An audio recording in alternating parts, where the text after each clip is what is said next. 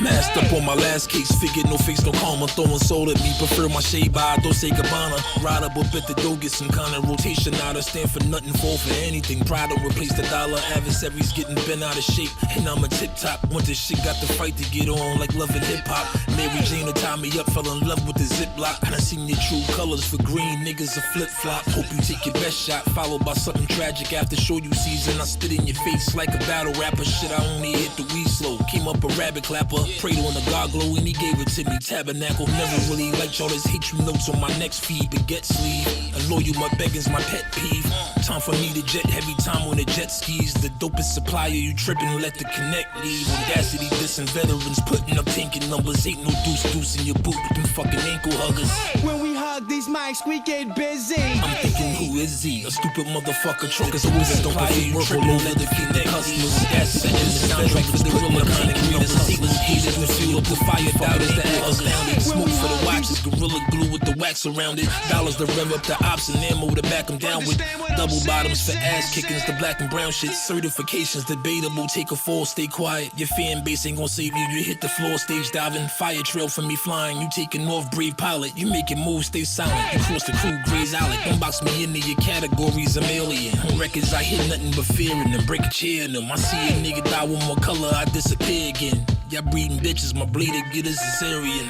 I gave it everything I had, another high-speed choice. Thinking what more did you want from me in Tyree's voice? All we do is make it stack the homicide green boys. Unnecessary altercations keep the concrete moist. I hate making shit disciplinary jab though. Limited edition lab coat, Louis Supreme collabo. For every blow depends on breath control. So it's the first thing you must learn. Fortunately, it's easy. You'll soon learn.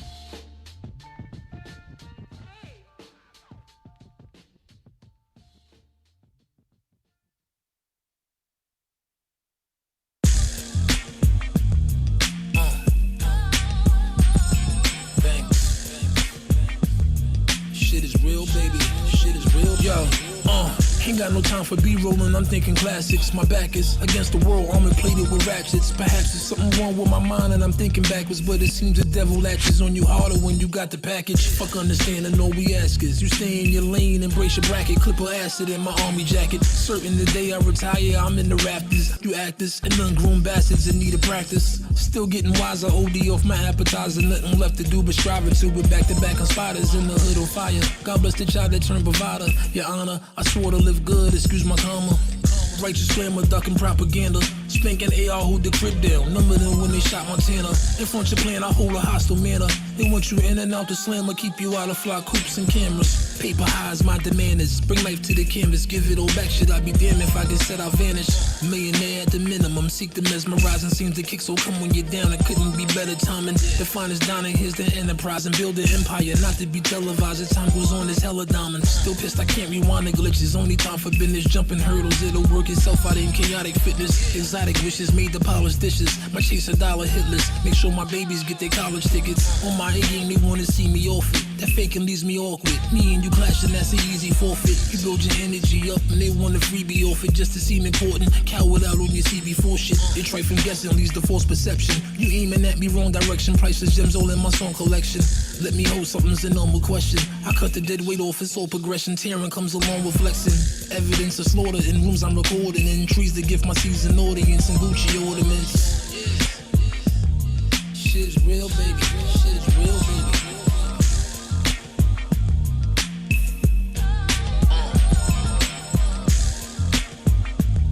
Sugar Hill, baby. Sugar Hill, baby.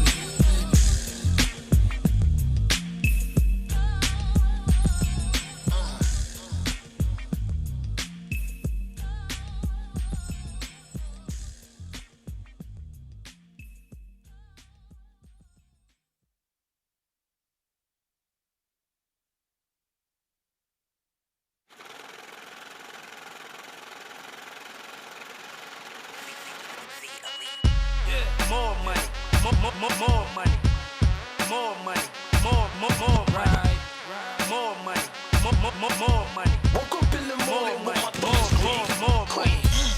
More money, more money, more money, more money, more money, more money, more money. More money, more money. Bankroll prep for war already. Clean out the store, I'm petty. Half my life anticipating. 15 years been touring heavy. Rappers in the mortuary. Don't get your draw, I'm deadly. Victim files are more than plenty. Ring on the semi. Farragon, no colors. My shit designer all the time. Benji Dollar, my covers. I'm fit for commas, born to bomb. Hang me all the newcomers. I body bag them all in line. Every time it's a homie. Shotty Magnum 45. Bottles, how with my niggas. Congratulations to the mob. Wipe my ass with your favors. I got these haters on their job. I ain't candy or flavors. You need some paper, go and rob. Ain't no telling what the hell the money changes. Oh my God, yeah. More money, more money, more money, more money, more money, more money. Woke up in the morning with my thoughts clean. More money, nigga. More money, more money, more money, more money, more money, more money, more money.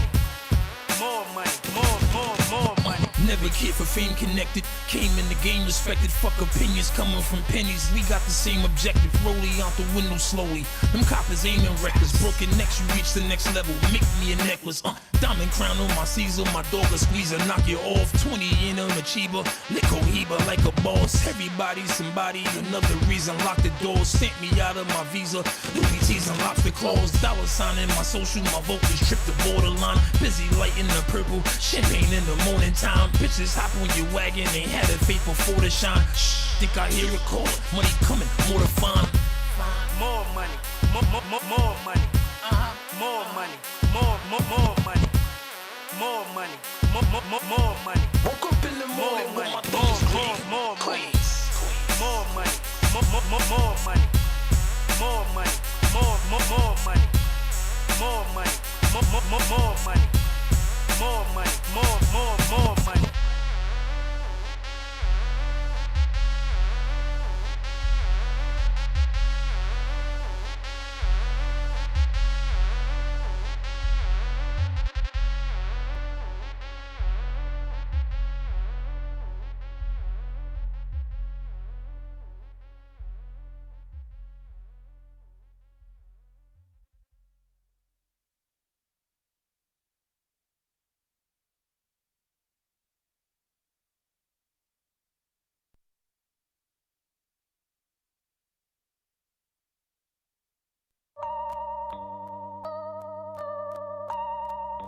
Lyrically, I'm untouchable, uncrushable. Running in a 600, running in a 600. Untouchable, uncrushable. Running in a 600, running in a 600. Far from the typical, won't produce the regular rap fan. Head trauma, the drama, big dog, go need a cat scan. Tuesdays are full of new albums to feed my trash can. Jenga killer, push you out your spot, fuck up your stack. Claiming the motherfucker breathing equipped, sick versus fatality. I don't even know who's killing this shit, split personalities. Mercy on the jersey that built the nerve up to battle me. The smell of burnt rubber and fear on your road to agony. Sleeping's a guarantee, never been safe to stay in there. Running your crib with hammers up, lay you down like baby here. Got my magnificent posture from a Mercedes chair. Latest gear, rude awakenings, being courageous here. Niggas shooting at the kid, watch him miss on the day-to-day. Shit, I'm fly as ever. Need my statue of JFK. Thoughts been going overhead still. Slow down my play-by-play. Sitting on ammunition, really just a grenade away. Searching 5-star spots, breaking my top ramen. You still off the table, get eyes black as your sock bottom. Homie helping me out, throwing stones. I'm rock climbing, killing underground power. 105 and then hot 9. I don't know what the fuck you put in that pendant. It's not diamonds, fraud and fucking up the game. Visualizing you drop dying. Somewhere along the way they switched the agenda. Who gave the junkies power?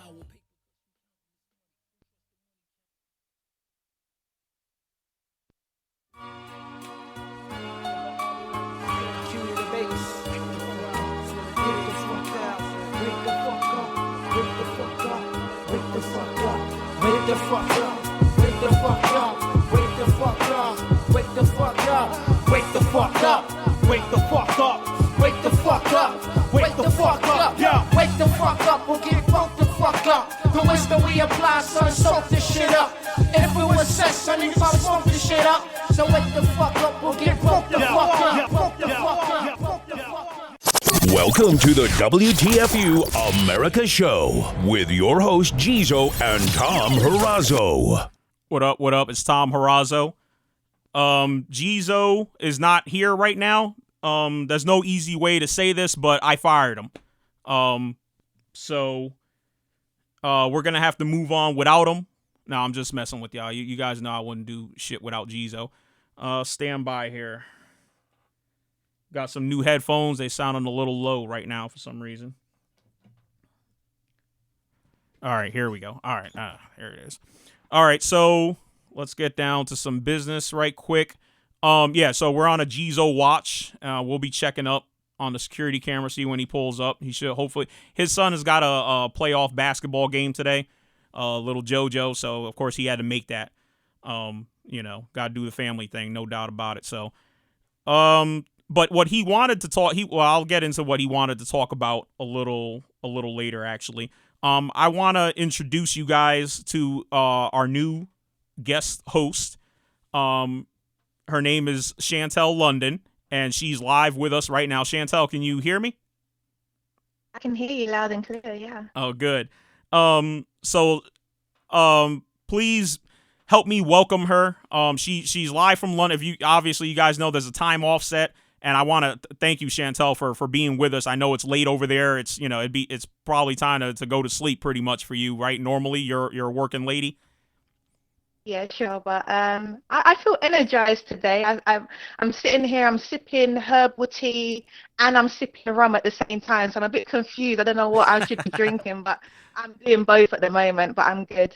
Okay, that's what's up. Getting nice. I wish I would have known. I would have got myself a little something, I need to relax on this mic sometimes. So again, well, let's get in before we get into what Jizo wanted to bring to the table and what I wanted to bring to the table. Let's get into, how you arrived here at WTFU America. I'll give a little background to start off.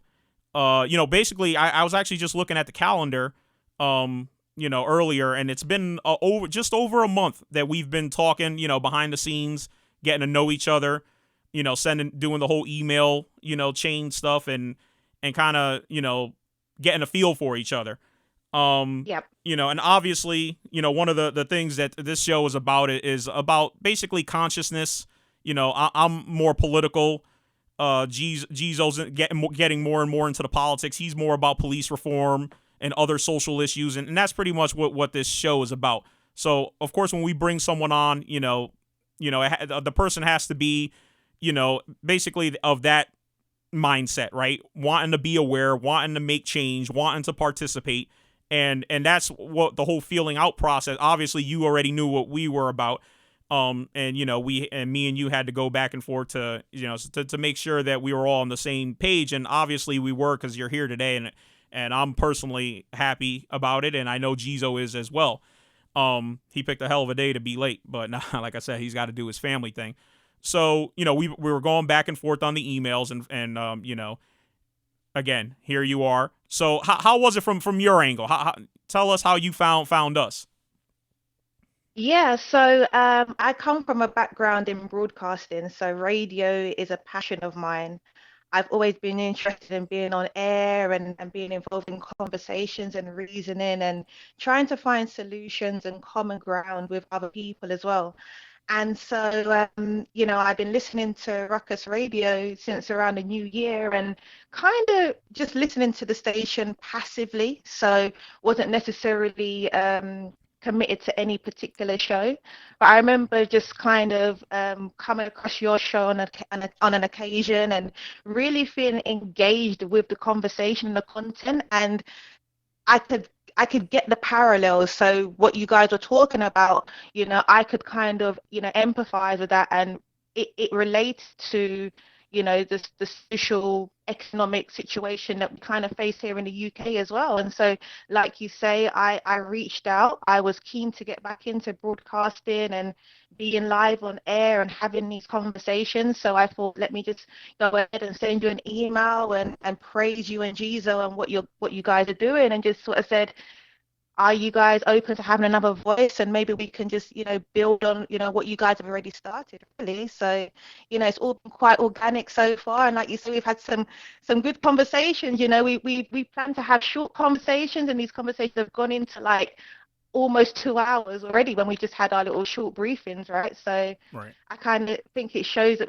we've got a flow and we've got kind of similar mindsets. So hopefully this will be a platform for us to kind of share and add on and build on those ideas. No, absolutely, and like you said, when you it really helps, and it really helps to hear an outside voice and say, hey, I like what you guys are doing. And because sometimes I'll tell you what, Jizo's very busy, and I know everyone on the Ruckus radio platform is busy, but at some point it's like you got to feel the love to wake up and to say, what, because there are days where even Jizo a couple weeks ago was like, yeah, man, I feel like I want a break. I want a Tuesday where I don't do anything, and obviously Tuesdays is our day. I'm like, okay, well, I guess I could roll solo, but he picked himself up and he's like, nah, he couldn't do it, because it's the one or two people that tell us, hey, we like what you're doing, keep it up, and it's like that gets us up. It's like, we got to do it for the one or two. We don't concentrate so much on the haters, like us. You don't have to hate. It's not all about hate. I don't consider myself a player to be hated on, but so yeah, just the one or two people that say, hey, just keep it up, pal, whatever. It really, it does a lot. People don't know. It means more than that I could even express here. And of course, and when you first contacted me, and you said you were from the UK, and it made me start to think bigger. Actually, I said to myself, like, this is bigger than me and Jizo in a room here in Connecticut in my office, what I call the Bobby Focus Studios, and I'll let everyone know who Bobby Focus is, but just rapping back and forth, bitching and moaning. This is this is something that there's a lot of people going through the same thing, having the same experiences, and in this country, and not only and abroad as well. And to have your voice is a real pleasure.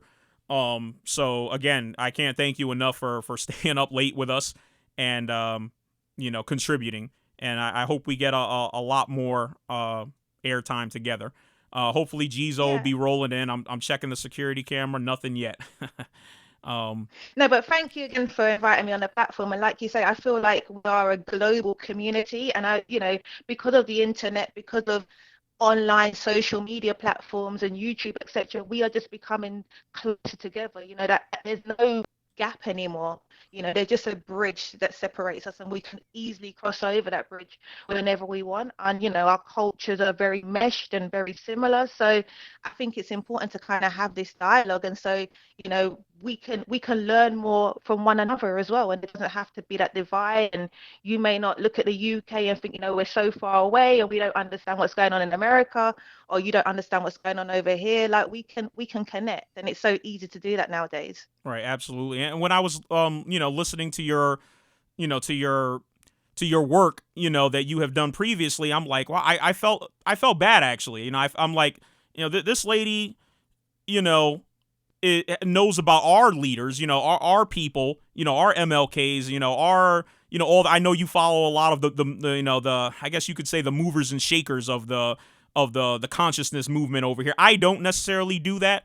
I kind of, in a way, I go my own lane. I recognize, the greats, right? Because in political science, we always have a saying. We say, we stand on the shoulders of giants. So obviously, when we talk about civil rights, we talk about whatever social movements. We're thinking about people like Gandhi, like MLK, like Malcolm X, and for me, even probably I'm probably a little different when it comes to this, but Thurgood Marshall, our first Black Supreme Court justice, he's a guy that I have a lot of admiration for, because he did things legally. Actually, what's funny is he actually complained a lot of times behind the scenes that he thought MLK was a joke. He's like, I'm the one that's busting my ass suing people, because he was one of the first. He was at one point he was the president of the NAACP. So of course he was always suing people left and right to get that equality.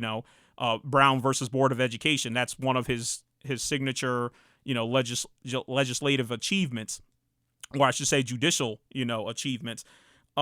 So again, I tried. I'm just a little ant compared to these guys, but they're my heroes. So, and again, when I hear you, talking about all these people, it's like, I'm locked in my own bubble. There's a lot of people that, now it's like I want to get to know, the struggle in England, because if I can learn anything from that, and bring that over here and vice versa. I think it's obvious that you guys are keeping an eye on what happens here and apply, and I'm sure, you're applying it as you can over there, in the UK.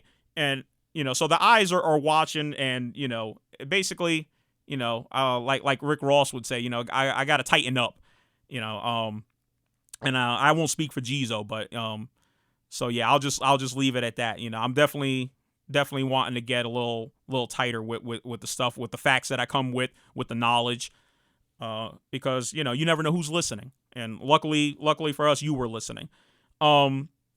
So getting into the subjects that we wanted to bring to the table today, Jizo wanted to do something on healthcare.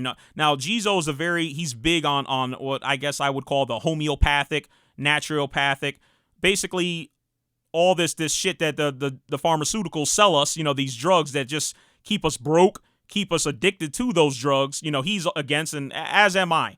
But Jizo's a big fan of that stuff. He does, try to watch what he puts in his body.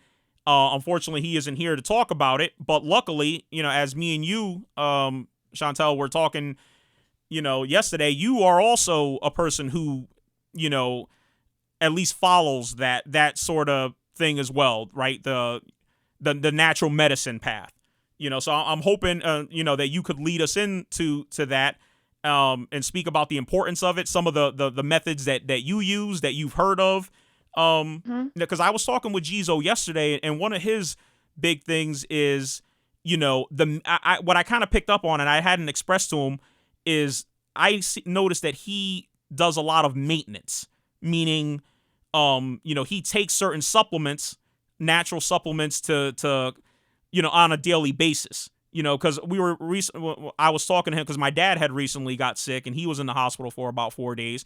And, and I've had a couple friends that have gotten, cancer, basically, terminal illnesses, and they've had to go through chemo, and he's like, I don't know, of course he's like, I don't know if I would want to go through the chemo, and so my question is with the natural medicines, basically, do you believe that a natural medicine can cure something like cancer, or is the natural medicines more of a thing like to maintain your health? So you're already healthy, you take your, whatever it is, the supplement, the natural,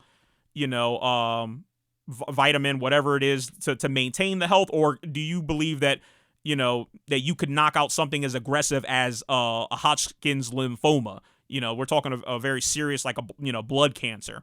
Well, what's your take on it?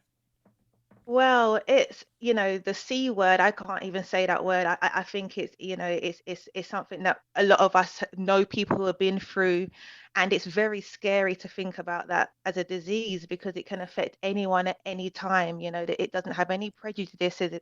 I can't say the word, between who it affects, and it's scary. Now, I wouldn't advocate for anyone to sort of say, okay, just go for like herbal remedies and don't go and see a doctor and go through, any kind of medical treatment in terms of fighting off, the C word. But I do believe that there are natural remedies out there that can support, or at least prevent us from getting lots and lots of illnesses out there.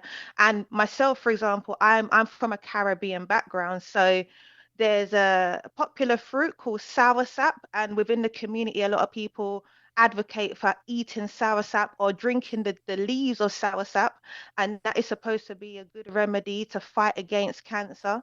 And I have that in my household now, so a few times a week I will have soursop tea, and I feel good having it. So even if we were to discover that it doesn't help with cancer, we at least know that it can help with our general health, our day-to-day maintenance, and it wouldn't hurt to have, that in your diet. And I think with a lot of the herbs and plant-based diets out there and just looking after your well-being, it doesn't hurt to do that. It doesn't hurt to be conscious about what we consume, what we eat, what we drink, drinking water, thinking about having an alkaline-based diet, for example.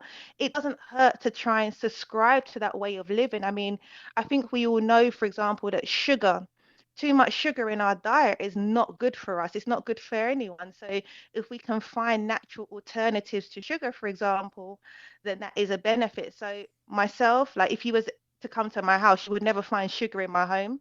I don't buy sugar. I don't miss sugar. When it comes to things like teas, I drink those completely natural.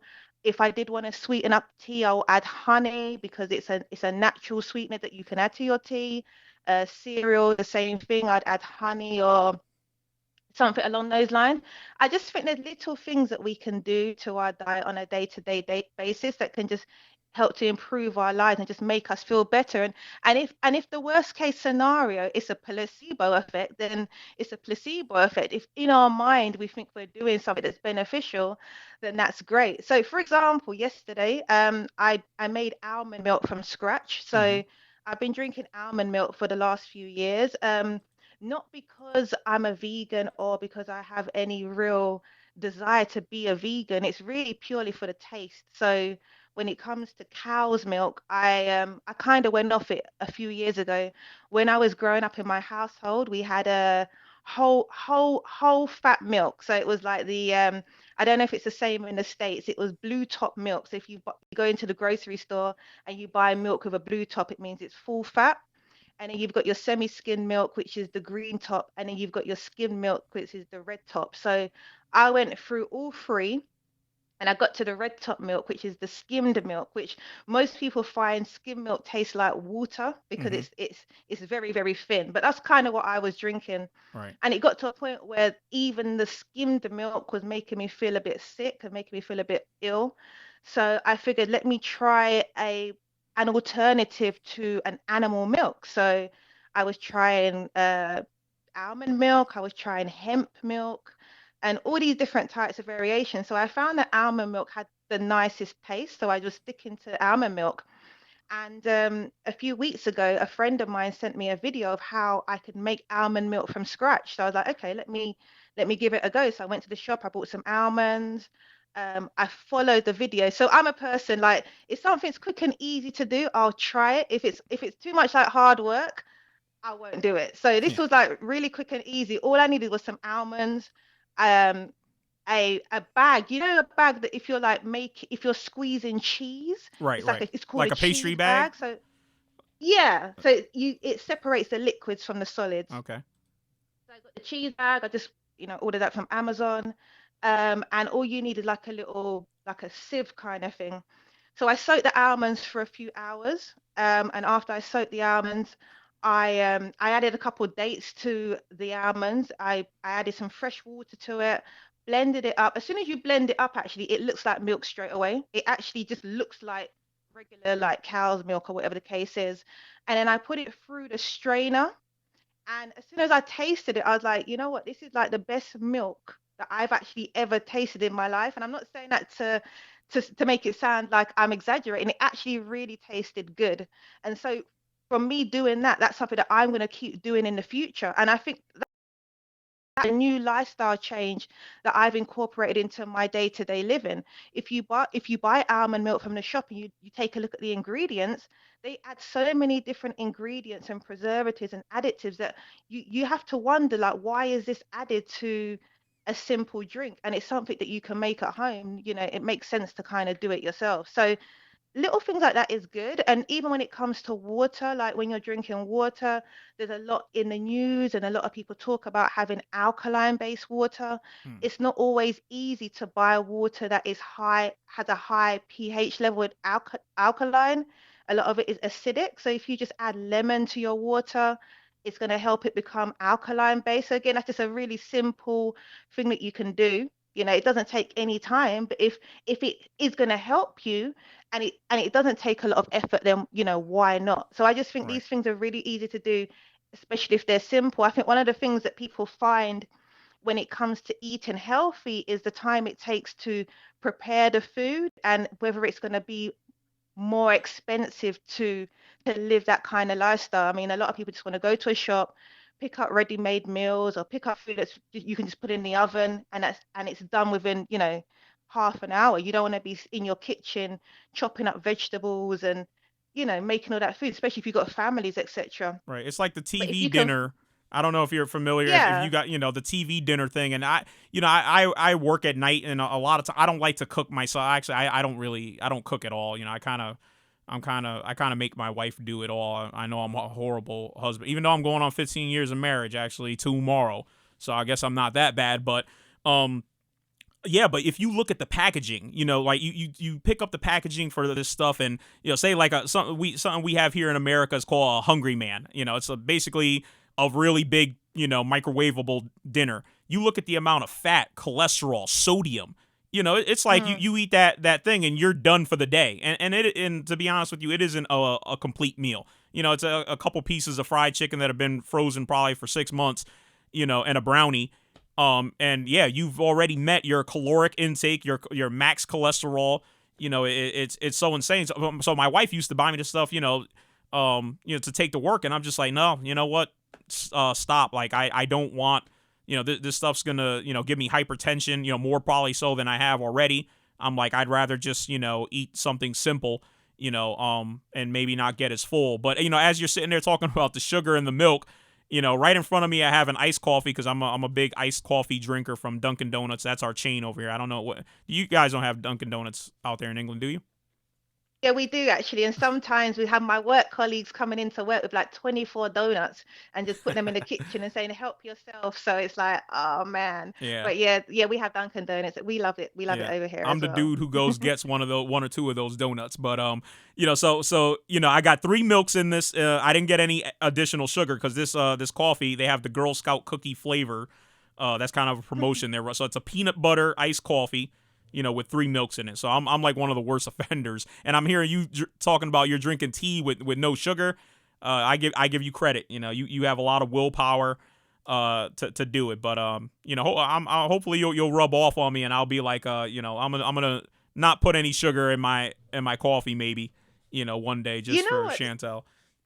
Sometimes these habits start to rub off on you because I remember when I was really young and my grandma used to drink this herbal tea and it was the most bitter tea that I've ever tasted in my life. And I was like, I don't understand how anyone can ever drink this tea. And then as I grew up and I started to buy herbal teas, I came across the exact same tea that my grandma used to drink, and it's called Cersei tea. And now I drink this tea on a regular basis, and it is bitter, but I've almost overcome the bitterness now, and I enjoy the tea because I guess it goes back to that point I made. I feel like there's a lot of benefits in the tea. So it feels good drinking it. I feel like I'm kind of cleansing my body. And I can see now why, so many people were drinking it over the years. And I was like, no, I just don't understand it. So I feel like, yeah, when you start doing something, you kind of, you get used to it. Your body starts to get used to it. Even things like avocados, like look how trendy avocados have become. A year ago, I didn't like avocados at all, and now I love them.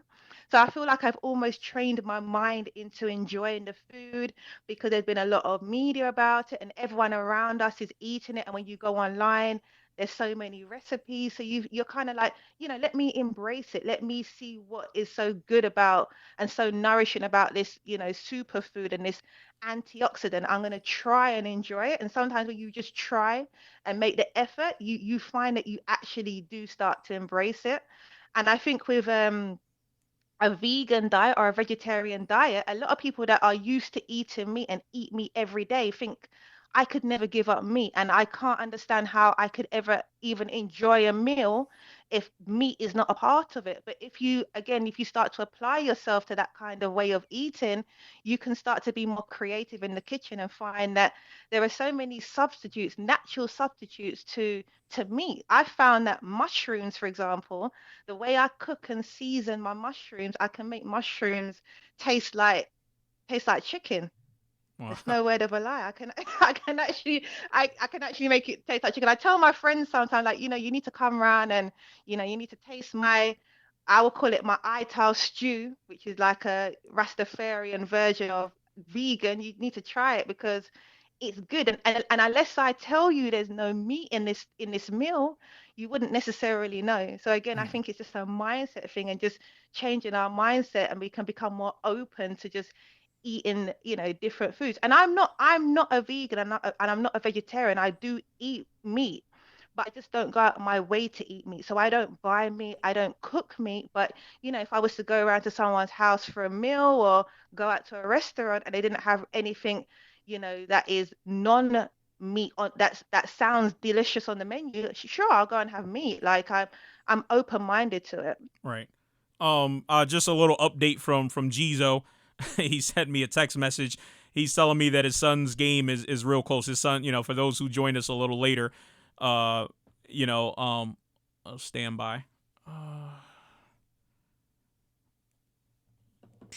let's see here. Now I'm getting multiple text messages. So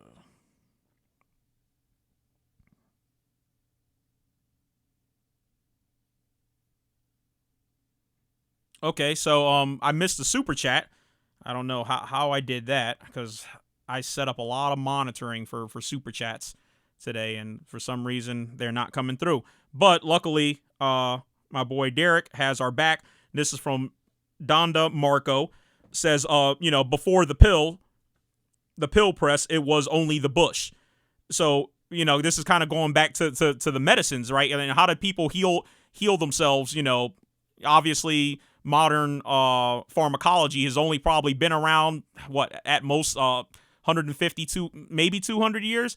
When we first started making medicine specifically to or man-made medicine. So yeah, to Donda, that's right. What would we say? Basically indigenous peoples have been using plants and herbs to cure themselves for thousands of years prior to and to the modern era where we now have to have a pill for everything. So thanks for Like that. we have herbalists out there, right? There are herbalists out there, and we all know certain little remedies that we can create when we're ill. Like if you've got a cold or if you've got the flu, like we all know lemon and honey, a bit of garlic, a little bit of, rum. Mix it together. That will make you feel better. You don't necessarily need to take anything more than that. That will make you feel better. That's passed along through grandparents and through the ages. But I think when it comes to more serious conditions, like we have to really consider what our options are. And unless you really know what you're doing, like I am a firm believer that herbs can heal, Hmm. but you can't just take herbs and just start putting them in your diet. You've got to kind of know what you're doing with those herbs. So yeah, if you've got the advice and the guidance from someone who has experience using herbs in order to heal and spices to eat to make you feel better, then sure you can go ahead and give that a go if you think that might help you in some way. Right. And speaking of herbs, now something that's big here in the United States, there's a big wave, for the legalization of this one particular, herb, I guess we can call it, marijuana. So how do you feel about medicinal marijuana? Is that even a thing in England? What's the deal with what we call weed? Medicinal marijuana, yeah, I feel like I'm a supporter of medicinal marijuana. I don't smoke weed myself, but I always say this, right? Like when it comes to weed, I love the smell of weed, but I don't smoke weed. But if someone else is blazing around me and the smoke is, I don't like tobacco, but the weed is cool. I actually remember going back to my grandparents again. I remember once I was at my grandparents' house and I went into the living room and I saw this jar, and there was like, yeah, there was like herbs in a jar. And I said to my granddad, like what is it? And he basically told me like it was weed, but he had it, I guess, for pain relief or something. I Mhm. don't know if he ever used it. I reckon someone just bought it for him from Jamaica or something. I don't know. But it was in the living room and I saw it there and I was like, right, my granddad's really got weed in the house kind of thing. But yeah, like yeah, cool. Like we all not we all know, but I think it's quite commonly known now that the herb can help and be beneficial in many ways, whether it's the oil, whether we can the vaporizing of it as well. It doesn't have to be just smoking. I think smoking can be detrimental for our lungs anyway, but there are different ways that you can, take the weed and benefit. I mean, is it something that you use, Thomas? No, I don't smoke weed. I haven't for a long time, and I was when I did the couple times that I did, I was a casual smoker. Like so me, I never purchased marijuana for my own consumption. If someone was blazing up, there's always a thing, it's like you're blazing up, you always have this rotation. It's almost automatic. It's unspoken. You just pass it over to the next man. It's like the right thing to do.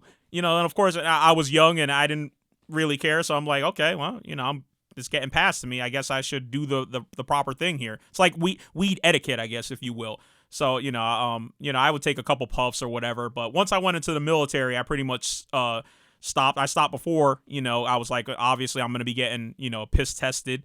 Get my urine tested. What's funny, my recruiters actually told me, hey, if I ever smoke weed, that I need to put that down on my application. And I did, and then maybe 5 months later, I'm in California training, and this lady with a badge, she shows up. She's from the Department of Defense. She's like, I'm an investigator with the Department of Defense, and I notice on your application here that you put down that you have used drugs before, specifically marijuana. I'm like, yes, ma'am. And I'm kind of going into a sidetrack, but I told her the truth. She even asked me, do I have friends that use drugs? And of course, they told me to be 100% truthful. That nothing would happen to me. But, because, of course, I had to have a clearance. There's always something that basically in the military, they try to prevent you from being blackmailed if you have a special clearance like I did, to basically be around sensitive information. So that pretty much ended it for me. And to be honest with you, I don't even know if I've ever gotten high from the few occasions that maybe I didn't smoke right. I always say to myself, maybe I must have did something wrong. Or maybe I did like Bill Clinton. I inhaled, but I didn't. No, what is it? I forget what he said back when he was running for president. Yeah. He didn't inhale. Right, he didn't inhale. Right. Yeah, that's Bill Clinton for you. But yeah, it's not something I do. I know now I see a lot of the vaping. Right. So I don't know if you're right. Is that something over there where people are doing the I guess it's like liquid marijuana essentially, or THC oil? I'm not 100% sure. I'm not really into weed like that. I'm sure the some of the people in the chat room might know a lot more than I do. But yeah, they take the liquid stuff, put it in the vaping pen. Does this sound familiar at all to you? You know what I mean by vaping, right? Is that a thing in England? A lot of people are vaping now Right. anyway because they're just trying to give up the tobacco. So you're getting a lot of vaping shops popping up now, and Okay. people are vaping, and you're getting all these nice smells that because they got all these different flavors. It's almost like going to like a shisha place, right? So it's all these different kind of things that people are smoking, which is not tobacco. Right. But whether people are vaping up the marijuana, I'm not quite sure. I guess maybe. Yeah. That's I'm not really around that scene that much, but obviously people are doing it. I've been to Amsterdam once, and I had the space cake in Amsterdam, which was good. It was just like eating a chocolate cake. And actually, my friend and I, we had a cake and we were sharing it. And the guy said to us, when you take this cake, just have little bits. Don't eat it like you're eating a cake. Just take your time with it because you're not used to it. And he said, don't drink alcohol. So me and my friend are just taking our time, and we're just having a little bit of the cake, every few seconds. It wasn't doing anything to me whatsoever. But for some reason, my friend, she had like a reaction to it, and she started having like heart palpitations, and like really affected her bad. So because it was affecting her bad, I kind of stopped eating it. But right. if I was to go back to Amsterdam again, I'd probably try the space cake and see if I get any kind of effect from it. Space cake. I'm gonna have to look out for that. My wife bakes cakes, but none of them send you to space. So you actually going back to like the diet. You were kind of going down the dietary track. The more you get used to it, right? You start adopting it, looking into it, and then it becomes part of your normal habit. And just kind of going to the back, or not back to, but to the political side. When Michelle Obama was the first lady.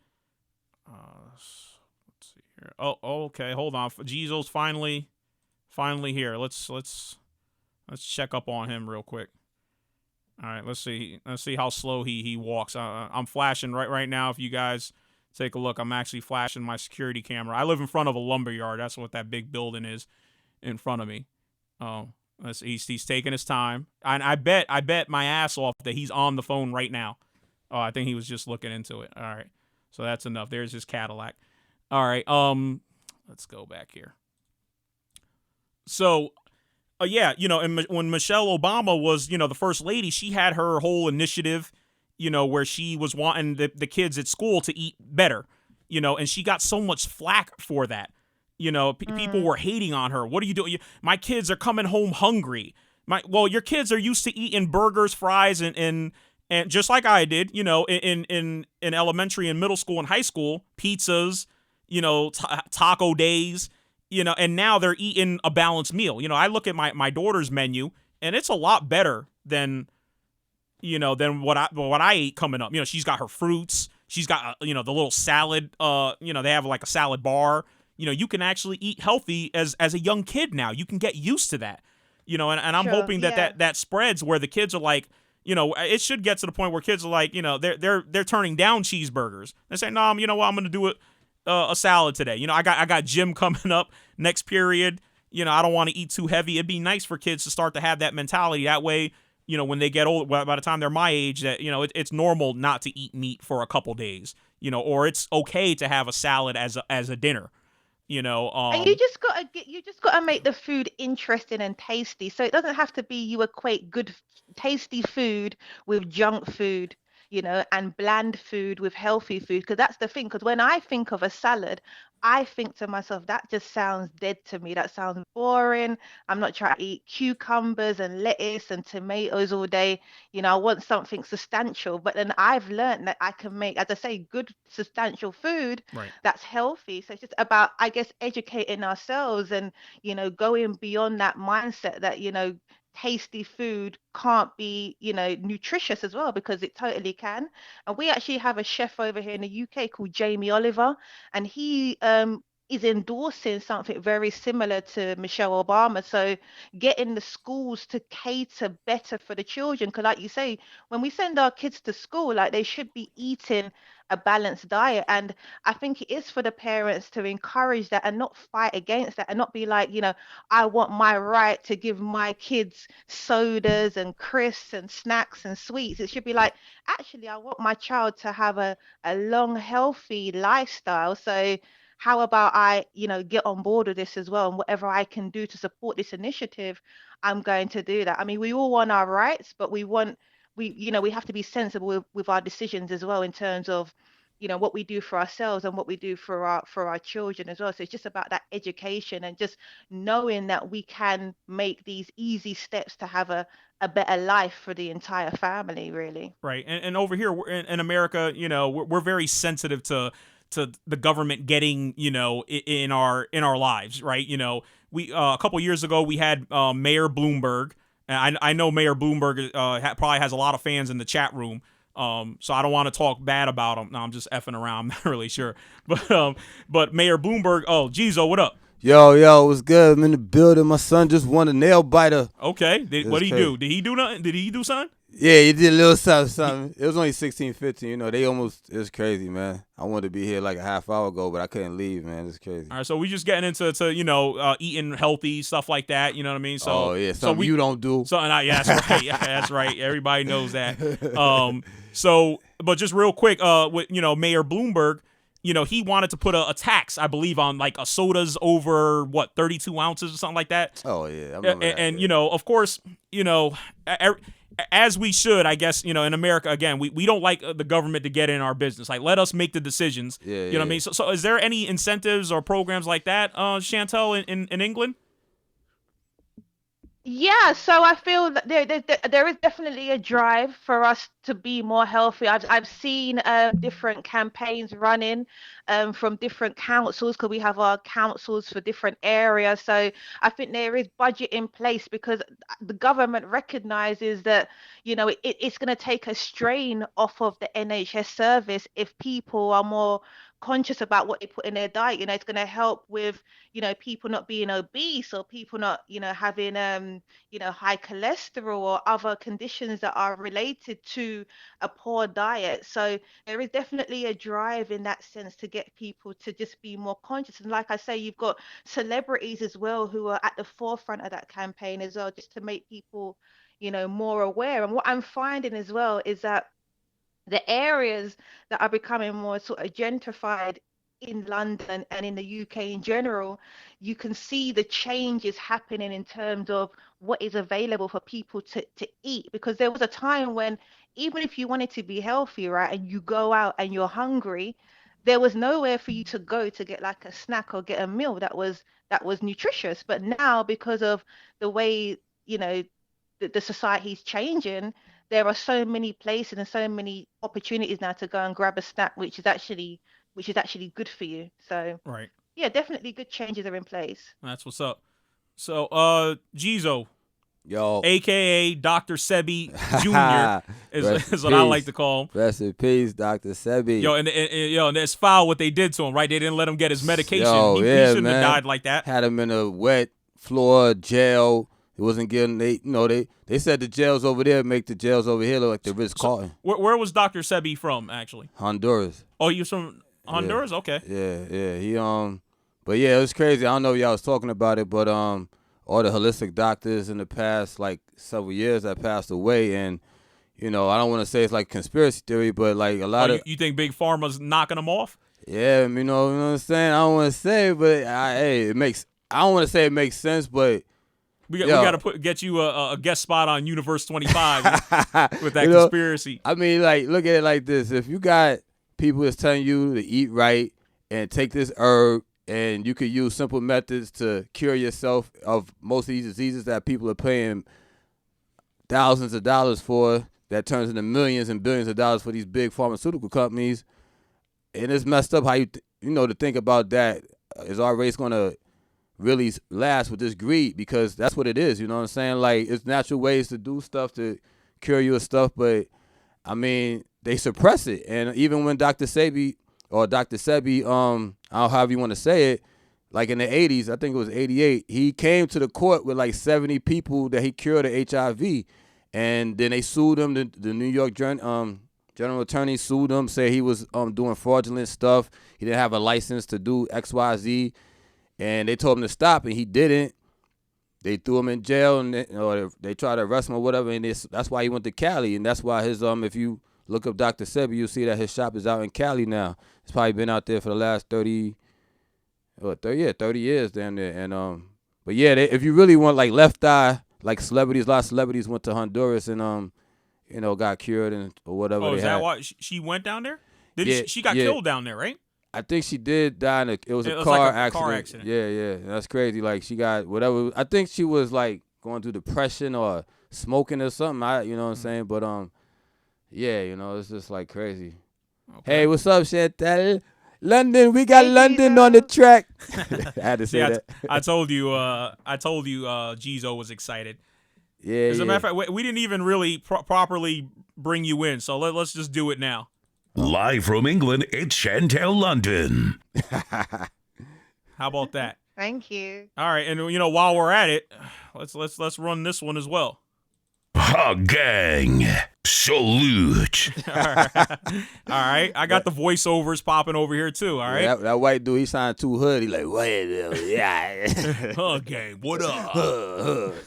Those are my peoples. You know what I'm saying? Yeah, I had some shit for you too, but he fucked it up though. Oh shit. He said Jeezio. See, I effed up because I didn't specify.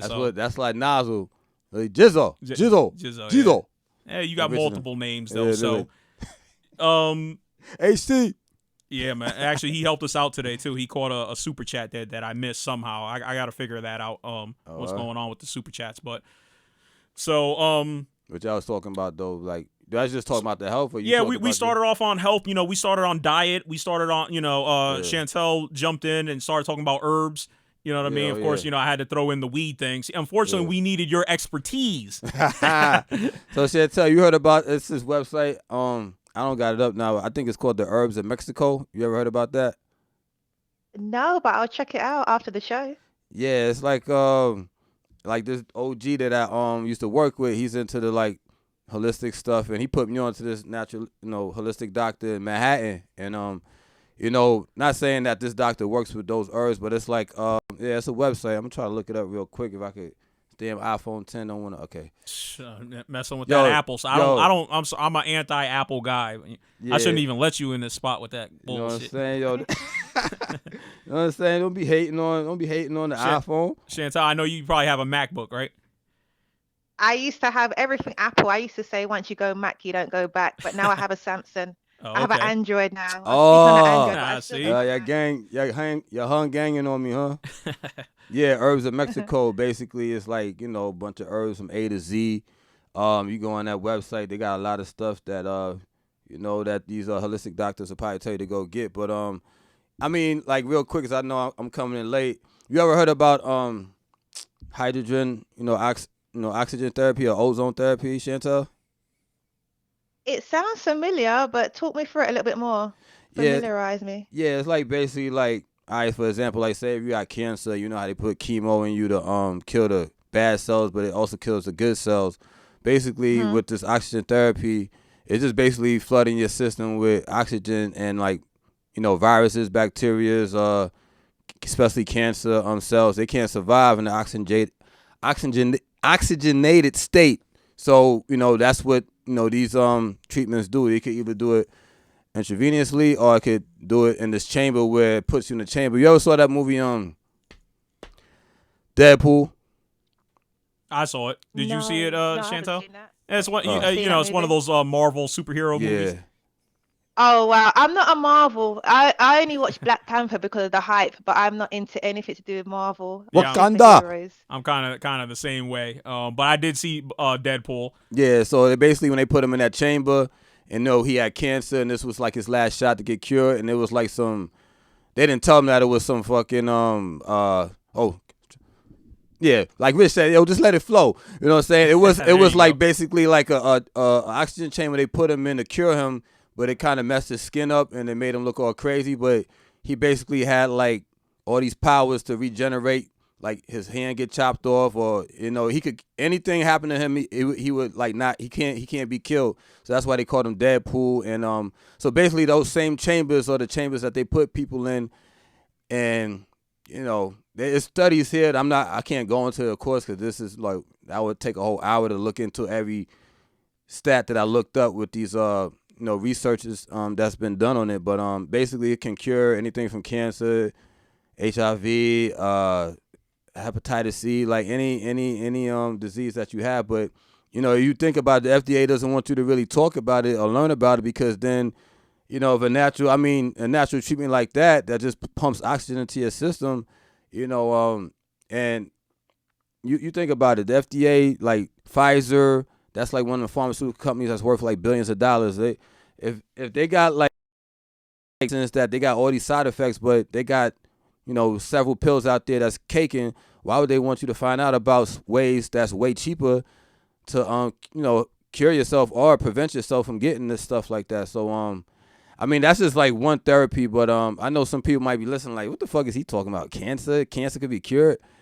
Yeah. Like just like taking turmeric. I take turmeric. Turmeric is a natural anti-inflammatory. It's just like taking ibuprofen, Excedrin, which I was talking to Tomas about like months ago, how like, Excedrin's, when you get headaches, and ibuprofen when you have pain, or it's all about inflammation. And turmeric is known to you can look that up, help with cancer tumors. It can shrink a cancer tumor. And so when about turmeric, actually, yeah, I've heard that as well about turmeric. Yeah. So I mean, I don't know if you ever heard of olive leaf extract. That's another good antibacterial, antifungal, antiviral. I take that because I'm in the limousine industry, so people get in the car, they coughing, and they don't want to cover their mouth sometimes. So I start cracking the window, but it's just like people coming from overseas. You don't know where they coming. They come in. You don't know what they got. So I gotta and I've been taking this for years, and it's been doing me for the most part pretty well. Like olive oregano is another one. So it's like herbs and therapies that you can do that you don't got to break the bank to basically stay well. And if you get if you do get something, and you don't gotta go to the hospital and pay $5,000 for some chemo. But I'm not shitting on people that's done it, because hey, if you faced with, like, if they tell you got 3 months to live, and but it's just cheaper to actually do these therapies than do a chemo, if you could even get the money up to do chemo, or your insurance is not going to probably even cover. Your insurance is not going to cover the natural ways, because the FDA is not, insurance companies don't cover it, because the FDA probably put, like, listen, this is fraudulent, or not saying fraudulent, but they gonna say, actually they do say some of this is fraudulent, just like they was talking about Dr. Sebi. But I don't want to keep running in circles, but basically you get the picture, like the bigger picture. Like, shout out to Big Nephew. Cheaper ways of, like, keeping yourself well that the FDA doesn't want you to know about it. Just like with these foods, food is the biggest drug. You talk about coke and weed and opioids and all that. Food gets you hooked from a youngster. So, like, they was talking about it, like these organizations, these companies. I think I was talking to Thomas about this the other week. Pop-Tarts. I love Pop-Tarts. I'm still an advocate of Pop-Tarts. With that swine, man. Yo, you put it in the microwave for like 15 seconds. Woo! But you know what I'm saying. But all right, I'm gonna let you say something, Chantel, because I know you was talking about the health too. So I don't want to hog the mic. I'm just hype off my benefit. No, I hear you. It's good. I was gonna say another beneficial thing that we can add to our diet on a day-to-day basis is apple cider vinegar and apple cider vinegar. I remember when I was actually in New Orleans, and I was in Airbnb, and the lady I was staying with, she sort of said to me, you can eat whatever you want as long as you just have some apple cider vinegar before you go to bed. You're good to go. And I always remember that. And I don't know how true that is. I don't know if we can literally eat what we want and just drink some apple cider vinegar and everything's okay. But apple cider vinegar is said to have so many benefits, and you can do so much of it. So you can, drink it as a detox to cleanse your body. You can bathe in it. You can use it for like various skin conditions as well. So just again, go to the store, get an organic version, and just start adding that. I mean, it doesn't taste very nice, but again, because you start to know that when you start to understand the health benefits, you can just kind of add it into your diet, and that's just another thing you can do, which is pretty cheap as well. Yeah, I heard about apple cider vinegar. Actually, my mother-in-law, Shelly. Shout out to Shelly Shelton. Yeah, she was always talking about apple cider vinegar, like, one of them old school remedies. And, I was like, okay, but I never did it. But now that like when you hear people, more than one person talk about it, and I just never, because like I said, I take my herbs and stuff, but yeah, I'm gonna try to get into that, because I, sometimes at night, I'm trying not to eat at night, like after 7, 8 o'clock, because, like, say, like, if you lay down like 10, 11, they say you should try to eat before the sun goes down, at least by 6 o'clock, depending on what time you go to sleep. But so I know that I start winding down like, between 9 and 11. So I try not to eat 3 or 4 hours before that, because, your food takes time to digest. And, it's like I even feel bloated sometimes when I do eat late. And I'm like, damn, man, like, I think the older I get, it's like, your digestive system, it gets slower. But drinking water and fluids, basically it works. But yeah, on that apple cider shit, I don't really F with the apple cider vinegar. Yeah. But in the summertime, I do drink one of them apple beers. That's really popping right now. Yeah, apple beer. Yeah. I know that has no freaking benefits at all, except for on a hot day. It kind of quenches the thirst, man. I'm telling you that some of these apple beers that are out there. Yeah, my cousin down south, he was drinking them shits for a minute. Then he went out to Sweden. And he was drinking all that shit, and he had actually put on some pounds drinking. He's like, yo, they just got like mad beers, just not even liquor, just beers. You know what I'm saying? And that's the shit that gets you fat. I mean, that's like that empty calorie shit. Yeah. But what about juicing and smoothies and stuff? Do you do that on a day-to-day basis? I used to make smoothies, and but after a while, you just like, I don't feel like making a fucking smoothie. You be like, God, especially when you're rushing out. Because I used to try to make them at night, and then sometimes you come home, and it's like, you think it's so simple. You put this, that, put your little hemp or whatever you powder you put in there, and a banana, and it's just like sometimes you just get tired of it. But I was doing it for a minute, but I ain't gonna front, like I haven't done it in like a year or so. But it's like, what about you? I mean, I try to, like you say, you can make them as, elaborate as you want or as simple as you want. One of my favorites is just one banana, some strawberries, and some almond milk, and that's it. And it tastes like milkshake. And Yeah, that's why I love it because it tastes good.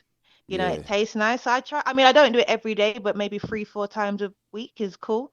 And it's a meal supplement as well. So you're not necessarily having to have a big meal. And yeah, like you say, in the evenings, if you don't want to have something that sits on your stomach all night, yeah, I yeah. find that a smoothie is pretty substantial.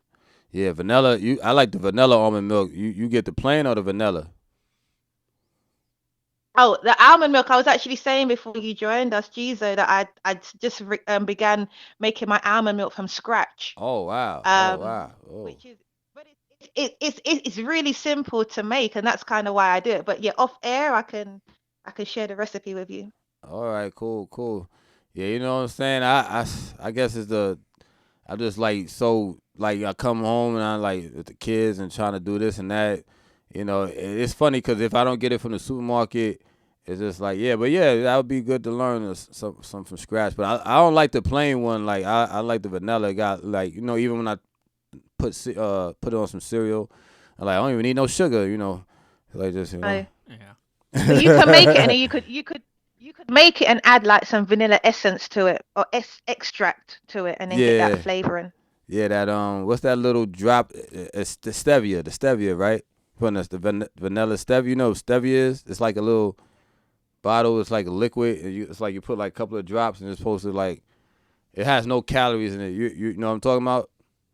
Yeah, Yeah, I stevia. got one here. Yeah. Mhm. Yeah, you up on it, you know what I'm saying? But yeah, I'm just like the whole thing, cause just coming in late. It's a lot of holistic doctors that's some of them missing, and I think that it's this lady that was doing videos about it, talking about how this person died and that person died, and I'm like, damn, like I know doctors, regular doctors, Western medicine doctors probably pass away also, but not at the age of these doctors passing 30 something, 40 something. I'm like.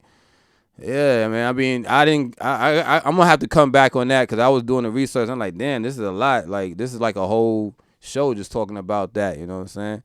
Yeah, Universe 25. That probably would be a good something to talk to them about. Be like, yo, y'all want to do a show on this, man? This is crazy right here. Right? You gotta dig in, because the crew at Universe 25 they do their research, so. Yeah, I got. Matter of fact. Okay. But don't you gotta talk about your thing? Yeah, let's kind of transition off the hell. I mean, we could go on for forever. It seems, there's so much, and and again, this is a continuing conversation. We could talk about this again. And we'll take what we learned here, or what we forgot, and pick it up again. Yeah. But I just kind of want to switch up a little bit in a way.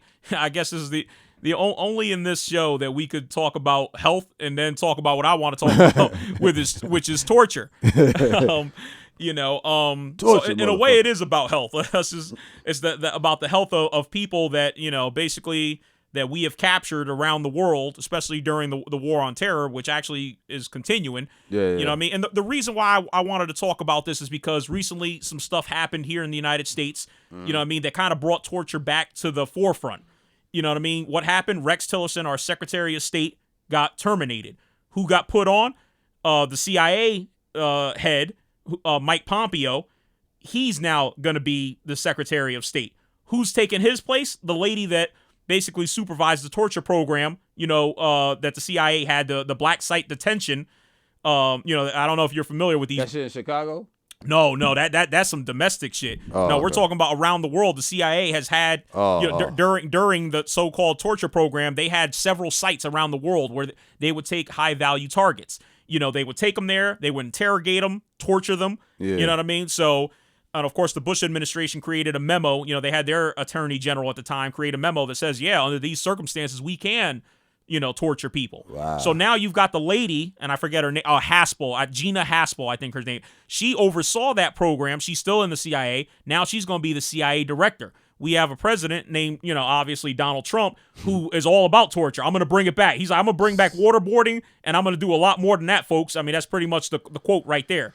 So when I see that, it kind of, when I saw that, it sparked something in me like, man, this is It's something I hadn't thought about in a while. Of course, I was in the military at the time when this stuff was happening. Yeah. You know what I mean? And actually, the whole thing in Abu Ghraib, I don't know if you remember this at all, Chantel, where you had a couple young Army, basically privates, junior enlisted people. They were taking pictures with these naked, Iraqis that we had captured. You know what I mean? Like they were hooking electrodes up to their testicles. Oh, man. man. And taking, yeah, it was a crazy sorry episode. Yo, you supposed to have that shit from the Woo. Torture, motherfucker. Yeah, exactly. I was thinking of having that queued up. But I wanted to stay serious with it. So, yeah. But yeah, no, for sure. I should have had those photos. Of the girl. There was one girl. She wound up doing prison time for her role in it. You know what I mean? When she was tortured, and this was torture that was just torture for fun. The stuff that happened at Abu Ghraib prison, that was just for fun. It was. Why do you think that people torture for fun though? I was talking about that with a coworker. Because at one point we weren't getting any intelligence, any useful intelligence out of. There was one guy. His name was I'm probably gonna screw up his name. Abu Zabaya, and we tortured him. Even he had stopped giving us any information, anything useful. And my coworker brought that up, and he's like, he asked me the same thing. And the only thing I could come up with is that the individuals that were involved were sadistic, meaning they took pleasure in it. They weren't getting it. Like, you know what? I'm just going to use you as a guinea. This is like about me. This ain't about the United States and our safety. This is about me making your life miserable, and I'm enjoying it. You know what I mean? Like, so it was literally, I think it turned personal at one point. Again, with Abu Zabaya, and I'm sorry, I'm jacking up his name. He's actually in Guantanamo Bay to this day. He's been in prison all that time. I was about to say, I couldn't get it. We at Guantanamo Bay. Wasn't they supposed to take that down? That's what Barack Obama said he was going to do, but then he switched. Of course, Donald Trump was like, nah, I'm not doing it. Yeah. You know what I mean? So Barack Obama couldn't do it. And one of the things that, as I'm reading through all this stuff, I think Barack Obama, one of the failures, that this lady should have been terminated. And the thing is, this lady, Gina Haspel, who oversaw the program, okay, she did it, quote unquote, legally, right? She had authorization from the president. The president had basically said, look, it's legal under these conditions. You have the go ahead. Where what she did that was so wrong was she destroyed, everything was videotaped.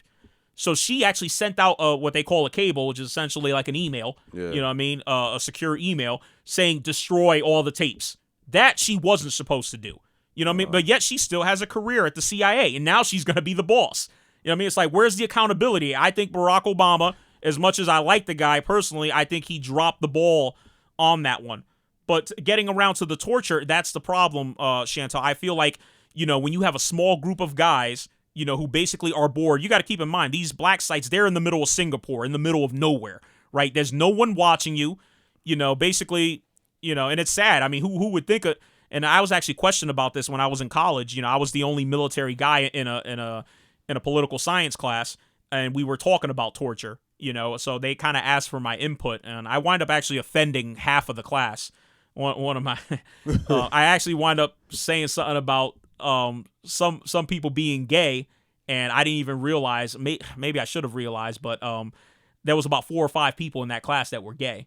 And, the jaws just dropped, like, and I was like, I didn't even realize. My boys were looking at me like, I actually think the professor was gay too. But so luckily she didn't take it out on my grade. But, so going back, actually, I want to run this clip now just to this is a clip from a movie. So I'm not trying to pass this off as, actual live video. But for anyone out there who's seen the movie Unthinkable, this is a clip that I put together. It's very short. Of a torture scene, just to kind of bring it home, I guess, for us all. So I'm going to go ahead and run this now. Mr. Younger, my name is H. I'm going to be conducting your interrogation from here on out. Now, I have one question for you. It's a simple one. Please tell me where you placed the 3 bombs. Younger? You understand what I'm about to do to you?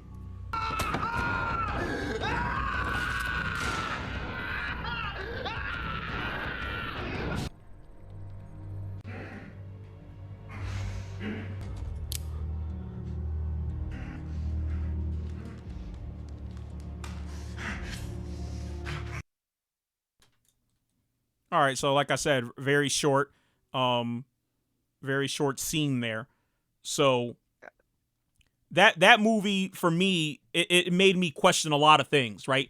And this, just to set up the movie a little bit for those who haven't seen it, basically the guy's planted 4 nuclear bombs around the country, right? It's already known that the bombs are out there. The bombs are real. He showed video of them. He stole plutonium from Russia or something like that. So everyone, basically the FBI, CIA, everybody knows that he has the ability, and plus he knows how to make bombs, right? He's a former military guy. So, and the question not the question, but the problem is that they have him, but he just will not say where these bombs are. He says they're going to go off in like 4 or 5 days, right? So now the question, we're talking about the lives of millions of people, right? So basically, the lives of millions of people at risk. And this guy is like a devout. In the movie, he's a devout Muslim, and he's like, I'm willing to take this pain, whatever, for my cause, this, that, and the third, and maybe you guys need to do it as well. You know what I mean? So it's like kind of like him versus us, kind of thing. Even though the guy was an American, he was a convert. But again, the movie poses these questions. When it comes to torture, is it on basically, can we put torture on a sliding scale? That if we don't think many lives are going to be lost, should we torture? You know what I mean? Right, basically, if there's going to be a lot of lives at stake, should we torture, or should we just not torture absolutely? Should we just make it a matter of policy? It doesn't matter. And in this movie, actually, there's a question at the end whether a bomb is still out there, and an FBI agent actually says, I don't care, let the bomb go off. And they kind of allude, because she couldn't take, and it's fun, it's weird that, basically it was a female FBI agent, and I don't know if they try to play on that role, like she wasn't hard enough to take it, because Samuel Jackson was in this movie. He was doing some evil shit. He in every movie. And he's got those crazy eyes. So he's over there. He's cutting off fingers. He's pouring liquid nitrogen down people's ears. He's doing. And then at the end though, and that's why they call the movie Unthinkable, is because he's like, he won't talk. Let me bring in his kids. So they get the dude's kids, and that's when it finally hits you. The Unthinkable is Sam Jackson's character torturing 2, like, what looks like a 9 and 10-year-old. You know what I mean? So it leaves the viewer, saying to themselves, like, holy shit, is this going to go down? Like, this is the unthinkable. Now we're torturing kids, but we're torturing 2 kids to save millions of lives. That's the ethical question that's being posed out to the people. But when you torture somebody, how you know they telling the truth? Like, I mean, of course, they probably got, like, what's some lie detector joints. But if you torturing somebody, their heart rate and they nervous. They all over the place. What's them shit? Them lie detector. What's some joints? Come on, somebody. What do you mean, like a lie detector, or what? What's the name of them? The polygraph. Polygraph test. Yeah, polygraph test. Like, how do you really know if they telling the truth? Like, you gonna torture me to death? Yeah, I might say anything for you to just stop torturing me. You know what I'm saying? Well, and that's what happened in the CIA report, which I actually started reading the declassified version of it recently. I downloaded it. It's available, if you just Google it. You know what I mean? At some point, the CIA officers like, we're not getting any what they call actionable intelligence. Yeah. You know what I mean? So you had CIA officers crying. This is all in the report. They were crying. They were like, we're going to, I want to request a transfer. I don't want to be a part of this anymore. It got crazy. Because these are people that probably never thought that they would be in these positions. Like, they're sitting there. Abu Zabaya was tortured for 17 days straight. This was like basically keeping them awake, freezing them.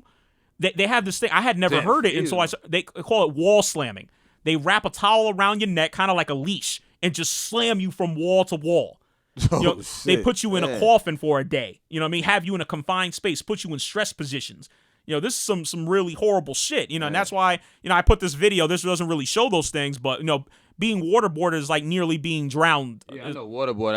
That's the only thing I heard of. I ain't never heard that other shit you was talking about. Oh, yeah, exactly. Like I said, and that's why everything kind of came back to me, and I'm looking into it more and more.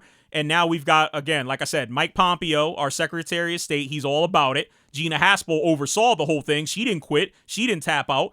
And it's like we're headed in that direction again. Now, a large part of, I would say, the listenership, of this show, and the network at large, Ruckus Radio, is based in New York. That's where Ruckus Radio is actually based. That's the headquarters. Yeah. Obviously we know what happened in 9/11. So basically, I would put it out there for basically food for thought. If we could prevent another 9/11 by, shredding some guys or ladies' ears off, pulling their fingernails, maybe torturing their family members, would we do it?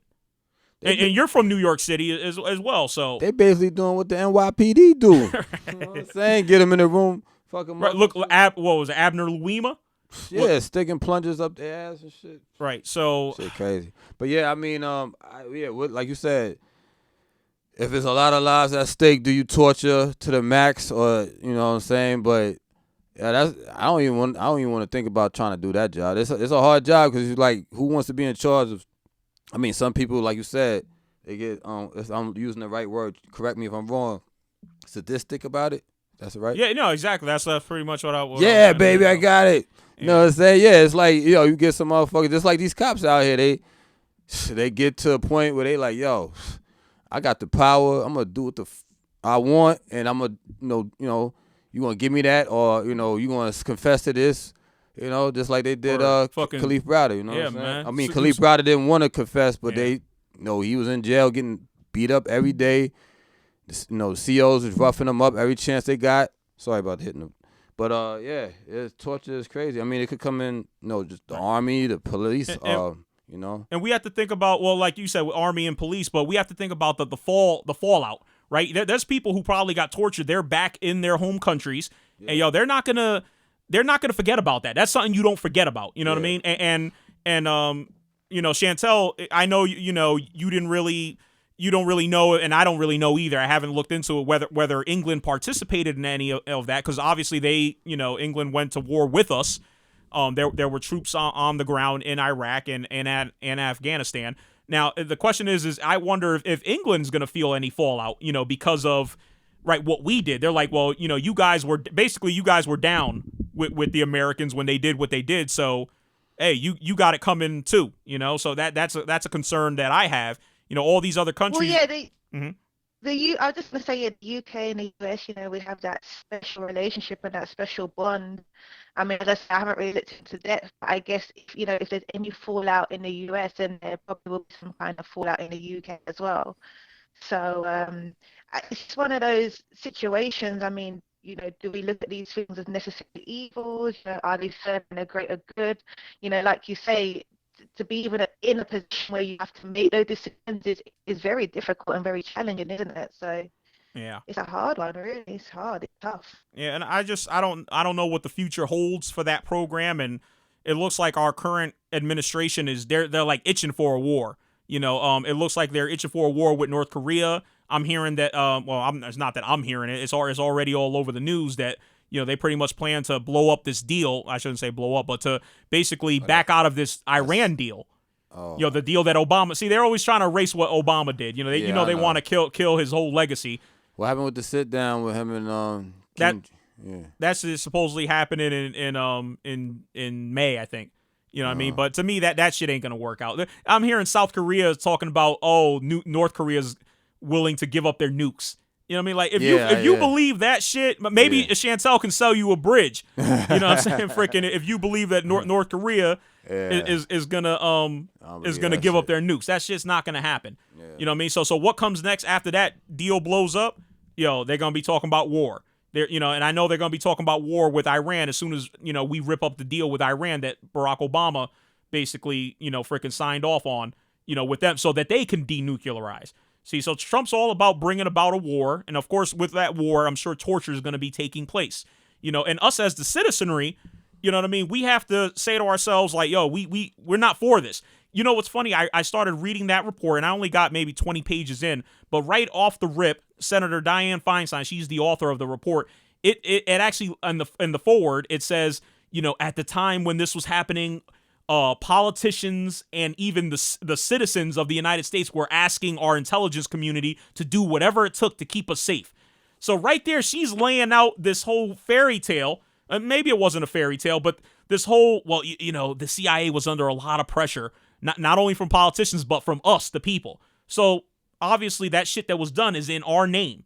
So again, when the next shit pops off, and I feel like it's inevitable that something's going to happen in the future, right? I mean, we have to think about where did we go wrong? Like, why are these cats coming over here doing this stuff? What's happening? Do they really hate the American way of life, or are we constantly effing with them, that's making them want to come over here? Those questions, will be answered, I guess, in due time. I just hope Mueller get this motherfucker out in the next couple of months or 3 months or something. Yeah, Chantel, that's our big thing is hoping that our special prosecutor here, who's investigating the whole Russia thing, will somehow hit it big and force Trump to resign. I think that's the best way that we can go about it. Is that what you guys are hoping for now? Yeah, that's what summer? that's what I'm hoping for. But yeah, how you guys feeling about Theresa May over there? How she is? Are you guys okay with her? I mean, she's obviously not as bad as a Trump. I mean, yeah, Theresa May, she's not very popular. But yeah, we just have to deal with her at the moment. She's in power, I guess, and just wait for the next elections. I mean, if you're a conservative supporter, Tory supporter, then perhaps you're happy. But if you're Labour, then you're not going to be. We're just waiting for the next elections, really. So right, we just see what she can deliver.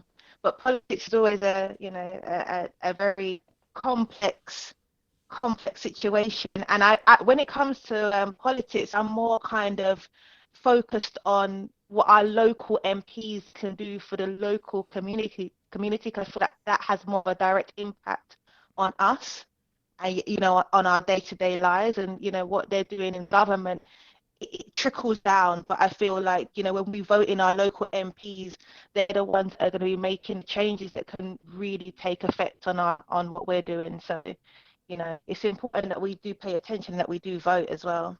Right, and what's funny is it's like that here too, as far as the local politics. But for some reason, we've always put a lot of stock in the presidency, as if the president is like a king or something, that like he has absolute power. Some of them want to have absolute power, like I would say a Donald Trump. He wants to act like he's still the CEO of a company, where what he says goes.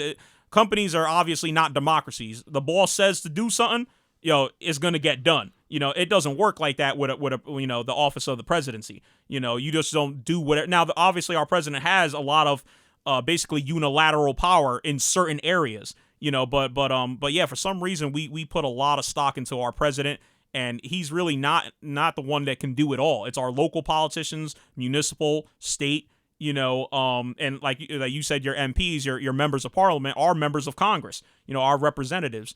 So it's like but for some reason we get really excited about this big thing that we do every 4 years, and I don't get it personally, but the whole world does as well. It's almost like whoever is the president of the US almost has the ultimate power for the whole world. And I guess because the president of the US does have a lot of influence in world democracy and world politics. So I can see why so many people are focused on it. Like we say, you have to drill it down to like your local situation, your local society is on what is going to really affect you and you and your family, your loved ones as well.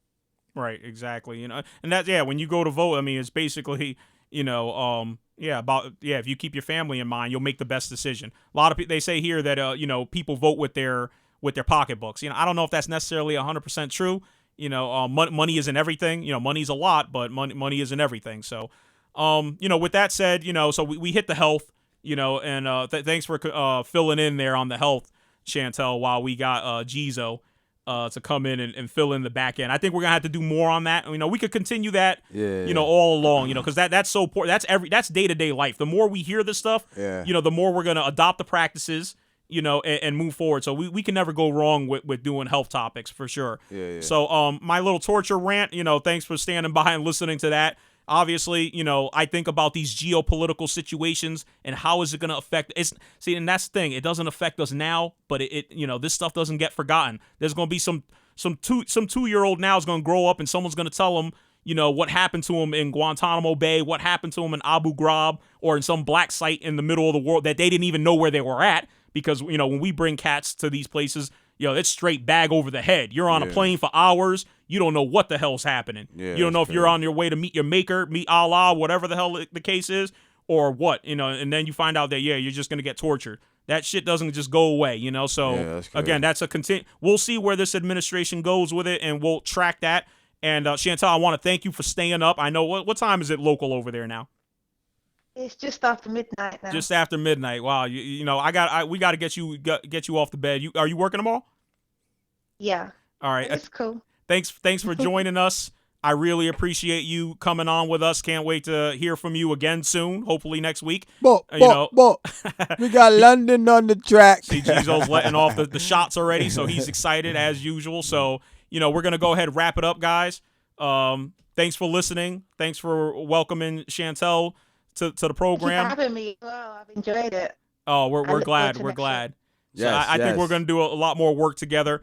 And with that, I'm going to wrap it up. I gotta figure out what's popping on Tuesdays. But you know, for those who are listening, I'm sure you're going to stand by for whatever program's up next. We'll see what happens. But for now, we're out.